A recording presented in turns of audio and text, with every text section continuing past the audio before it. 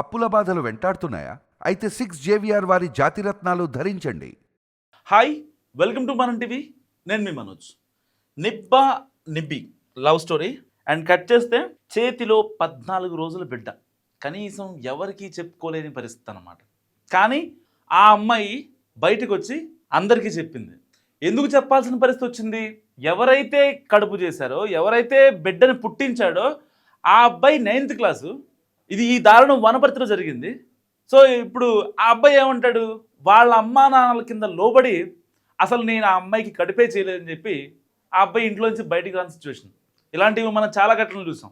అసలు 9th class అబ్బాయికి inter అమ్మాయికి అసలు ఎలా కుదిరింది ఏంటి అనేది మనం కొంచెం ఇండెప్త్గా మనం అనాలిసిస్ చేద్దాం. నా ఏజ్ 29 years, ఇంకా నాకు పెళ్లి కాలేదు. ఇప్పటికీ నాకు మరి ఏంటో తెలీదు, అవ్వలేదు. కానీ ఈ అబ్బాయి 9th క్లాసు కొన్ని కారణాలు, ఇద్దరు మైనర్లే కదా. సో ఆ రీజన్తో నేను వాళ్ళ పిక్స్ చూపించలేకపోతున్నాను. 9th క్లాస్ అబ్బాయి, ఇంటర్ అమ్మాయి, వీళ్ళిద్దరూ సో ఒకే గ్రామానికి చెందిన వాళ్ళు. ఈ అబ్బాయి స్కూల్కి వెళ్తున్నాడు, ఆ అమ్మాయి కాలేజ్కి వెళ్తుంది. వీళ్ళిద్దరూ కూడా ఒకే చోట వాళ్ళ స్కూల్కి సంబంధించిన వ్యాన్స్ ఏవైతే ఉంటాయో ఆ వ్యాన్లు వచ్చే చోట కలుసుకుంటారు. సరే ఓకే, ఆ అమ్మాయి కొంచెం యవ్వనంలో ఉంది అండ్ ఈ అబ్బాయి కూడా కౌమారం ఆల్మోస్ట్ దాటేసాడు, టీనేజ్లో ఉన్నాడు. కాబట్టి ఇక ఇద్దరు ఒకరోజు చూసుకున్నారు. దాని తర్వాత ప్రేమ పులకరించింది. దాని తర్వాత ఈ అబ్బాయి స్కూల్ మానేసి మరి వాళ్ళ కాలేజ్ దగ్గరికి వెళ్ళటం, ఆ అమ్మాయిని చాలా జాగ్రత్తగా దింపి రావడం, నీకు ఇంకేమన్నా కావాలని చెప్పి కొనిపించడం. ఇంట్లో ఆ అబ్బాయి ఎవరైతే ఉన్నారో 9th క్లాస్ అబ్బాయి ఇంట్లో పాకెట్ మనీ తీసుకొని ఆ అమ్మాయికి కావాల్సిన థింగ్స్, పెన్సిల్, ఎరేజర్, షార్ప్నర్ ఏమిటి ఉంటాయి కదా, ఇలాంటి వాటికి పడిపోతారు అమ్మాయిలు బేసిక్గా. సో ఆ అమ్మాయి ఈ అబ్బాయి మొత్తం వినింది, అంతా బాగానే ఉంది. కట్ చేస్తే ఒక రోజు ఇద్దరు కలిసి ఓయో రూమ్కి వెళ్ళారు. ఓయో రూమ్కి వెళ్ళిన తర్వాత అంటే ఆ అబ్బాయికి అంటే ఆ హార్మోన్స్ కొంచెం ఇంబ్యాలెన్స్ సంథింగ్ ఏదో తెలీదు. సో ఆ అబ్బాయి కొంచెం సెక్సువల్గా ఇది అవ్వలేకపోయాడు. ఓకే పర్వాలేదులే, విల్ మీట్ నెక్స్ట్ టైం అని చెప్పి ఆ అమ్మాయి పోస్ట్ పోన్ చేసింది. తర్వాత మరి వీడు ఏం చేశాడో తెలియదు ఈ మధ్య గ్యాప్లో. దాని తర్వాత ఒక రోజు మళ్ళీ వీళ్ళు కలిశారు. ఇలా ఇక అసలు కలవడం స్టార్ట్ చేశారు. పిల్లాడు స్కూల్కి వెళ్ళట్లేదు, ఆ అమ్మాయి కాలేజ్కి వెళ్ళట్లా. కట్ చేస్తే ఆ అమ్మాయి కన్సీవ్ అయింది. ఆ అమ్మాయి కన్సీవ్ అయిన సంగతి వీడికి అసలు తెలియదు. ఒకరోజు వీళ్ళిద్దరూ బయటికి వెళ్తుంటే, స్కూల్ మానేసి బయటికి వెళ్తుంటే, ఈ అబ్బాయి 9th క్లాస్ అబ్బాయి వేరే వాళ్ళ బండి తీసుకొని ఈ అమ్మాయిని ఎక్కించుకెళ్తుంటే, సో అంటే ఊళ్ళు కదా, కొంచెం గతుకుల రోడ్లు ఎక్కువ ఉంటాయి. అక్కడ ఆ బండి మీద ఆ అమ్మాయి కొంచెం ఇబ్బంది పడింది కూర్చోడానికి. ఏంటి ఏమైంది, ఎందుకు అంత ఇబ్బంది పడుతున్నావు అంటే, చూస్తే బంప్ వచ్చింది. అట్లీస్ట్ ఆ అమ్మాయికి పీరియడ్స్ ఆగిపోయిన సంగతి కూడా ఆ అమ్మాయికి తెలియకుండా బిహేవ్ చేసింది. సో ఆ విషయం తెలుసుకున్న తర్వాత వెంటనే వీళ్ళు తెలిసి హాస్పిటల్కి వెళ్ళారు. లేదమ్మా నువ్వు ప్రెగ్నెంట్ అయ్యావని చెప్పారు.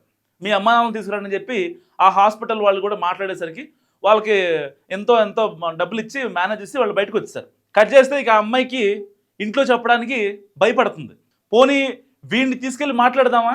వీడు చూస్తే 9th క్లాస్, ఇంకా కనీసం ఫైనల్ ఎగ్జామ్స్ కూడా అవ్వాల. అసలు 9th క్లాస్కి ఏముంటుంది నా బొందా? ఏం తెలియదు, ఏం తెలుస్తుంది? ఆ ఇంటర్ పిల్లకే తెలియదు, ఈ 9th క్లాస్ అబ్బాయికి ఏం తెలుస్తుంది?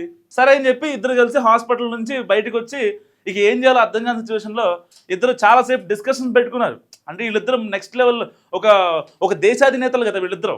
ఆ లెవెల్లో ఒక చిన్న డిస్కషన్ పెట్టుకొని ఏం చేద్దాం ఏంటి అని మాట్లాడుకొని ఎవరెళ్ళకి వాళ్ళు వెళ్ళిపోయారు. ఎవరెళ్ళకి వాళ్ళు వెళ్ళిపోయిన తర్వాత ఇంటికి వెళ్ళిన తర్వాత వాళ్ళ అమ్మ చూసింది ఆ అమ్మాయిని, ఆ ఇంటర్ అమ్మాయిని. ఏంటమ్మా అలా ఉన్నావు, డల్గా ఉన్నావు అంటే, ఏం లేదు మమ్మీ, ఇబ్బంది ఏం లేదు, స్కూల్లో కొంచెం వర్క్ ఎక్కువైందని చెప్పి అబద్ధం చెప్పింది. దాని తర్వాత ఆ అమ్మాయి బంబ పెరుగుతూనే ఉంది.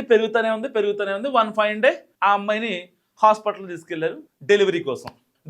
తీసుకెళ్ళిన తర్వాత అసలు ఏం జరిగింది ఏంటి అంటే, అప్పుడు చెప్పింది ఇలా మన ఊళ్ళోనే పలానా అబ్బాయి 9th క్లాస్ అవుతున్న అబ్బాయి నాకు కడుపు చేశాడని చెప్పి వాళ్ళ అమ్మతో చెప్పిన తర్వాత, సో ఊళ్ళో వాళ్ళందరూ ఫస్ట్ ఆ అమ్మాయికి ప్రెగ్నెన్సీ తీయించాలి కదా. మరి ప్రెగ్నెన్సీ తీయించడం 9 నెలలకు అయ్యే పని కాదు. అందుకని ఏం చేశారు, హాస్పిటల్ తీసుకెళ్ళి ఆ అమ్మాయికి డెలివరీ చేయించి ఒక బిడ్డ పుట్టాడు. సో ఆ బిడ్డను తీసుకొని వీళ్ళు వాళ్ళ ఊళ్ళోని పంచాయతీ పెట్టారు. మరి మీ అబ్బాయి ఇలా చేశాడు మా అమ్మాయిని, ఏం చేద్దాం ఏంటి? ఊళ్ళో పెద్ద మనుషులు చూస్తేనేమో ఇద్దరు మైనర్లే కదా, మరి ఎట్లా, మరి ఏం చేద్దాం ఏంటి? అబ్బాయి వాళ్ళు ఏమంటారు, బిడ్డ మా వాడికి పుట్టలేదు అని అబ్బాయి తల్లిదండ్రులు గట్టిగా వాదించడంతో, సో వీళ్ళ వైపే ఆ న్యాయం ఉండటంతో ఈ అమ్మాయి తల్లిదండ్రులు ఏం చేయాలో తెలియని సిచ్యువేషన్లో వాళ్ళు పోలీసు స్టేషన్కి వెళ్ళారు. స్టేషన్కి వెళ్ళిన తర్వాత ఆ వనపర్తి జిల్లా ఎస్పీ సునీతారెడ్డి గారు ఉన్నారు కదా, సో ఆవిడ దగ్గరికి వెళ్తే మరి ఏం చేద్దాం ఏంటంటే మరి పోక్సో కేసు పెట్టాల్సిందే, ఇద్దరు మైనర్లే కదా అని చెప్పారట. అసలు నాకు అర్థం కాని విషయం, వీళ్ళు చెడు తిరుగుతున్నారు ఓకే, ఇంట్లో పేరెంట్స్ ఏం చేస్తారండి? ఒక 9th క్లాస్ అబ్బాయి ఒక ఇంటర్ అమ్మాయిని లైంగికంగా అలా కలిశాడు అంటే అన్నిసార్లు అసలు 9th క్లాస్ వాడికి అన్ని ఫీలింగ్స్ ఎలా అవుతున్నాయి నాకు అర్థం కాదు. ఓకే, జనరేషన్ గ్యాప్, ఏజ్ పెరుగుతుంది, టీనేజ్, అప్పుడే మీసాలు వస్తున్నాయి, గడ్డాలు వస్తున్నాయి, అయితే నువ్వు పెద్ద మగవాడు అయిపోయావా? మరి నీ మగతనం ఇప్పుడు ఏమైంది? ఒక ఆడపిల్లకి ప్రెగ్నెన్సీ చేసి ఆ అమ్మాయిని నడి రోడ్డు మీద తెలిసావు కదా, ఇప్పుడు నీ మగతనం ఏమైంది? నువ్వు బయటకు రావాలి కదా, ఎందుకు మీ అమ్మా నాన్న చాటును దాక్కున్నావు? లబ్బే, సిగ్గుందా నీకు కొంచెమైనా? అంటే ఎవరితో పడితే వాళ్ళు తిరిగితే అయిపోద్ది నా? నీ నీ కామ కోరికలు, నీ 5 నిమిషాల సుఖం కోసం ఎవరినైనా వాడుకోవచ్చు, రేపొద్దున వాళ్ళ మీద బ్లేమ్ వేసేయచ్చు, నేను కాదు చేసింది ఇంకోళ్ళు అని చెప్పి. సిగ్గుండాలి కొంచెమైనా. అసలు అలాంటి వాడిని కన్నా ఆ తల్లిదండ్రులు సిగ్గుండాలి. మీ పిల్లాడు ఏం చేస్తున్నాడు, ఎవరితో ఉంటున్నాడు, ఎటు వెళ్తున్నాడు అని కనీసం కొంచెం కూడా తెలుసుకునే పని లేదా? ఎందుకండి మరి పిల్లలకి అనేది మీరు? మీ పిల్లాడు ఎప్పుడు ఏం చేస్తున్నాడు తెలుసుకున్నప్పుడు మీరు పిల్లల్ని ఎందుకు అంటున్నారు? రోడ్డు మీద కుక్కలు కంటున్నాయి, పందులు కంటున్నాయి, మీరు కంటున్నారు, అంతేనా? వాళ్ళకి మీకు తేడా ఏముంది అంటున్నా. కనీసం తేడా ఉండాలి కదా. ఒక అమ్మాయి జీవితాన్ని రోడ్డుని పడేశాడు, ఆ అమ్మాయి రేపొద్దున ఇంకొకరిని పెళ్లి చేసుకోకుండా చేశాడు. అలాంటి దౌర్భాగ్యుడిని, దుర్మార్గుడిని కన్నారు మీరు. తప్పు వాడిదే కాదు, మీది ఉంది. వాడు ఎటు వెళ్తున్నాడు, స్కూల్కి వెళ్తున్నాడు లేదా? దాదాపుగా ఈ వ్యవహారం, ఈ పత్తి వ్యాపారం 8-9 నెలల నుంచి జరుగుతుంది. వాళ్ళిద్దరు ప్రేమాయణం జరిగింది, వాళ్ళు ఒక 10 సార్లు కలిశారు, దాని తర్వాత ఒక బాబు పుట్టాడంటే కనీసం 1 ఇయర్ గ్యాప్ ఉండదా మధ్యలో? 1 ఇయర్ నుంచి మీ పిల్లాడు ఏం చేస్తున్నాడు, ఏ టైంలో బయటకు వెళ్తున్నాడు, అసలు స్కూల్కి వెళ్ళాడా లేదా, సరిగ్గా చదువుతున్నాడా లేదా మీరు తెలుసుకుంటే ఈ దారుణం జరిగేదా? సిగ్గుండద్దా మీకు కొంచెమైనా? ఇప్పుడు వాళ్ళని పిల్లల్ని లోపల పెట్టుకొని వీళ్ళు చెప్పే మాటలేంటి, మా పిల్లాడికి వాడికి సంబంధం లేదు. కట్ చేస్తే ఆ అమ్మాయి ఉంది కదా, ఆ బాధిత మహిళ వెళ్ళి DNA టెస్ట్ చేయించారు. DNA టెస్ట్ చేయిస్తే ఆ బాబు ఎవరికైతే పుట్టాడో, సో ఆ 9th క్లాస్ బాబు అని కన్ఫర్మ్ అయింది. ఎలా తప్పించుకునే ఛాన్స్ లేదు కదా. అసలు నన్ను అడిగితే తల్లిదండ్రులు తప్పు, వాళ్ళు మారితే ప్రపంచం అంతా మారుతుంది. 9th క్లాస్ అబ్బాయికి ప్రేమ పెళ్ళి ఏంటండి నాకు అర్థం కాదు. మీసాల గడ్డలు వస్తే ఇంకా అసలు దేనైనా సాధించేస్తారా? ఏదైనా చేసేయగలం అనే భరోసా వచ్చేద్దా?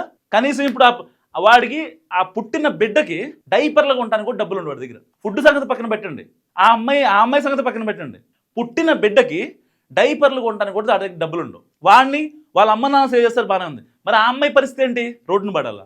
నేను ఈ అమ్మాయి తప్పంటలా, ఈ అమ్మాయి కూడా తప్పే. 9th క్లాస్ పడుతుంది, నీకు లవ్ ఏంటమ్మా నాకు అర్థం కాదు. కొంచెమైనా బుద్ధి ఉండద్దా? ఏం పోయే కాలం ఇది? అసలు వాడు ఎవడో తెలీదు. అసలు వాడితో నువ్వు పరిచయం 2-3 నెలలకి నువ్వు కలిసిపోయి ఫిజికల్గా ఇంటిమేట్ అయ్యి ఏంటి పత్యాపరాలు? నీకైనా బుద్ధి ఉండొద్దా?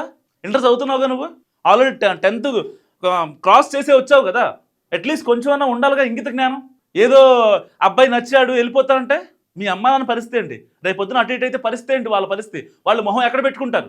ఒక్క నిమిషం కూడా ఆలోచించే పని లేదా? ఆ టైంకి కావాలి, మాకు ఫీలింగ్స్ వచ్చేస్తున్నాయి, టీనేజ్లో ఉన్నాం, సో మాకు కావాలి, ఆ టైంకి కావాలంటే కుదరదు. ఇప్పుడు పరిస్థితి ఏంటి మరి? ఊరేసుకునే పరిస్థితి ఇప్పుడు ఊళ్ళో, పరువు పోయింది మీ అమ్మ నాన్నది. ఇలాంటి చాలా ఘటనలు జరుగుతున్నాయి. మొన్న రీసెంట్గా విజయవాడలో ఒక చిన్న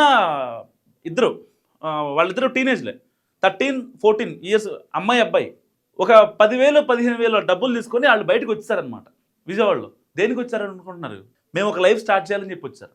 14 ఏళ్ళు 15 ఏళ్ళకి లైఫ్ స్టార్ట్ చేస్తామని చెప్పి వీళ్ళు హైదరాబాద్లో, విజయవాడలో ఇలాంటి నగరాలకు వచ్చేది. అసలు పరిస్థితి ఏంటి? ఇలాంటి న్యూస్ తెలిసిన వాళ్ళు ఎవరైనా ఇన్ఫ్లుయెన్స్ అవుతారు కదా. అసలు వాళ్ళలో అసలు ఆ మైండ్ అసలు నాకు అర్థం కాని విషయం. నాకు నా బీటెక్ ఫస్ట్ ఇయర్, నా బీటెక్ సెకండ్ ఇయర్ హైదరాబాద్ వద్దామంటే నాకు భయం వేసింది ఫస్ట్. అసలు నేను హైదరాబాద్లో ఉండగలనా లేదా అని చెప్పి, సరిగ్గా 13 ఏళ్ల క్రితం 2013లో అంత భయపడ్డా నేను. అలాంటిది ఒక అమ్మాయిని తీసుకొని సింగిల్గా రావటమే నాకు ఎంత ఇబ్బంది అయింది. ఒక అమ్మాయిని తీసుకొని, ఒక అబ్బాయిని తీసుకొని డైరెక్ట్గా 15,000 చేతులు పట్టుకొని రేపటికి ఏమో పడితే అర్జెంటుగా ఏదైనా హాస్పిటల్ ఎమర్జెన్సీ అవుద్ది. పరిస్థితి ఏంటి? ఎవరిని అడగాలి? బయటకు వచ్చాం బాగానే ఉంది. సో ఇలాంటి ఘటనలు, నిబ్బి ఘటనలు చాలా జరుగుతున్నాయి. వనపర్తి ఘటన గురించి మీరేమనుకుంటున్నారో మస్ట్ కామెంట్ చేయండి. చూస్తూనే ఉండండి మనం టీవీ.